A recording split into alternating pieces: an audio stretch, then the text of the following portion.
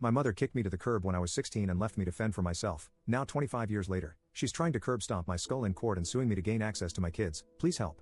I, 41M, have been married to my wife for 20 years, and both of us come from fractured, chaotic families. My wife's parents divorced and were both substance addicts. Her father passed from liver failure, and her mother has cooled off a bit and retired. As for me, my parents went through a vicious, violent divorce when I was a child. My father moved 10 states away to escape the craziness, and my mother has never changed. My mother is a terrible woman.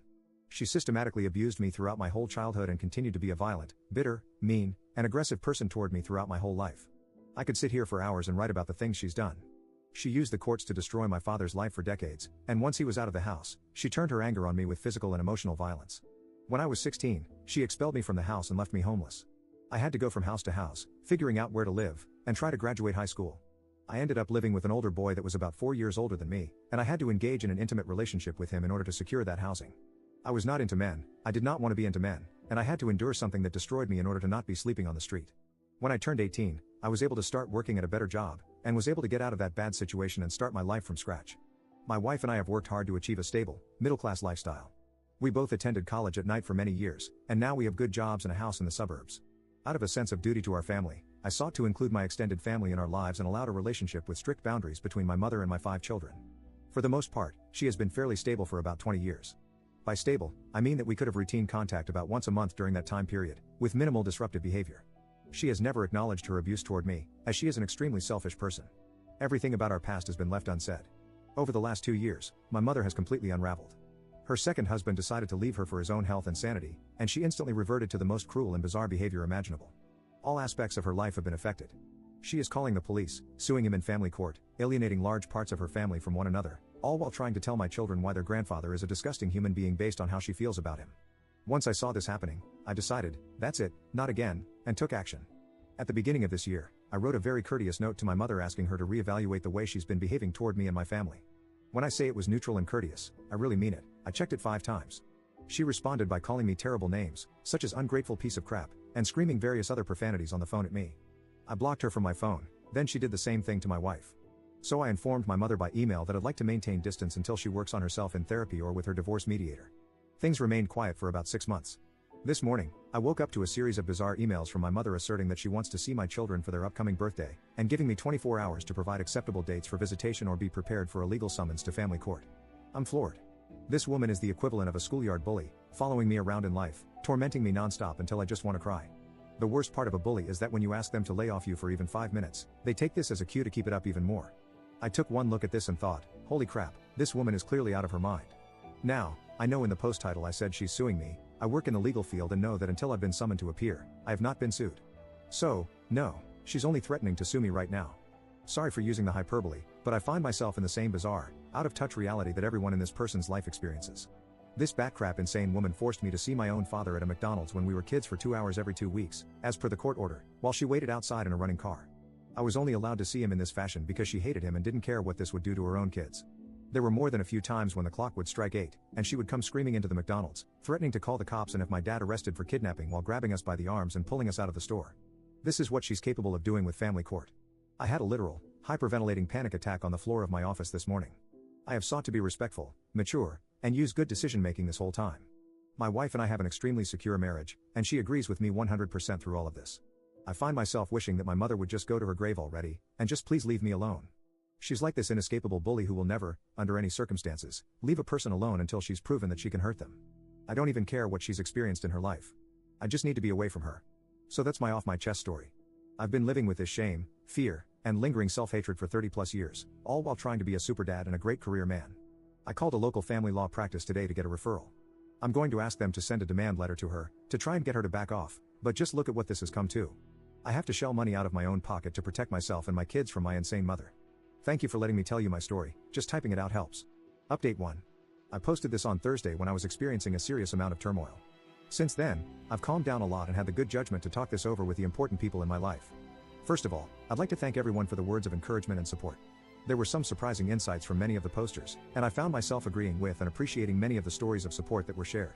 I now understand that I am not the only person with a domineering, selfish, easily enraged parent. To all the people who blamed me for being a victim of my mother and somehow being at fault for all this, I want to use some strong language, but I'll just ask you to please think about how fortunate your life has been that you haven't experienced what I have. So, on to the update. As it turns out, only 2 states in the Union have codified grandparents' rights, California and New York, and I do live in New York.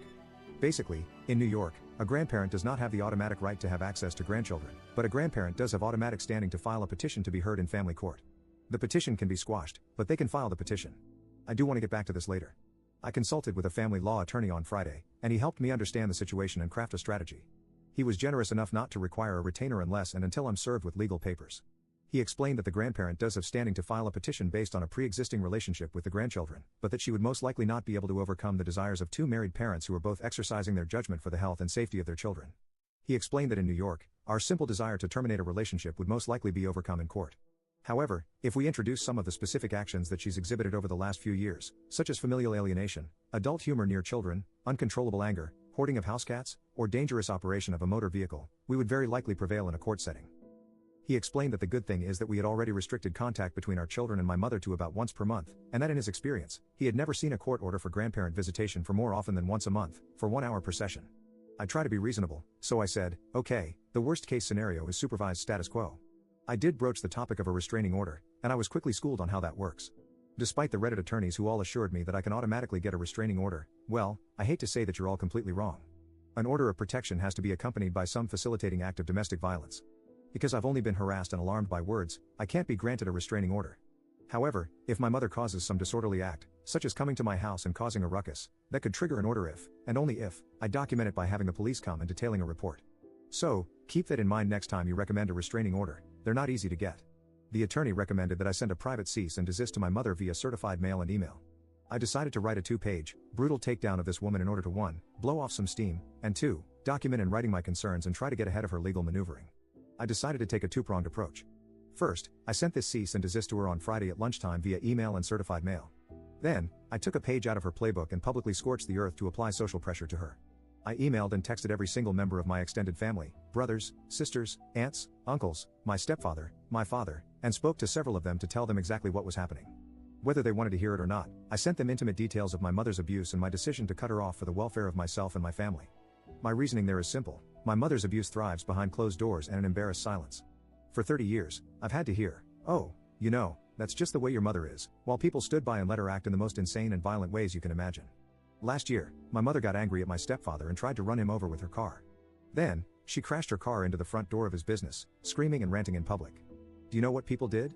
They surely called the police or an ambulance and had her monitored for her safety, right? No, my sister quickly threw her into her car and drove her away so she wouldn't be arrested. My stepfather was so embarrassed that he took the crashed car, drove it to a parking spot, and then paid out of pocket for the damage to the front of his business. This is what happens in families dealing with a crazy person. They cover it up, hoping it will someday get better. Well, I'm not comfortable with this anymore. I sought to publicly embarrass and pressure her for a change. Anyway, by Friday afternoon, my mother got the message and sent me emails telling me that I can stop attacking her and maligning her to my family. She indicated that she would abandon any legal efforts to seek visitation with my children. This was a relief, but to be fair, I was almost looking forward to having a public forum to describe her antics in court. Nevertheless, it seems like she's backing off for the moment. The fallout and damage to my extended family are most likely severe and permanent. However, my wife and I discussed this fully and have decided that this is the direction we're going in. We'll just have to have holidays by ourselves if the family can't be loyal and supportive to me. On to the last point, and I really want to drive this home. In 1991, my mother conducted an incredibly vicious divorce against my father. I mean, she literally sought to destroy him, and she did. He was completely beaten by her. One of the things that my father told me about just this weekend was that at the time my grandparents on his side sought to have guaranteed visitation with us after the divorce.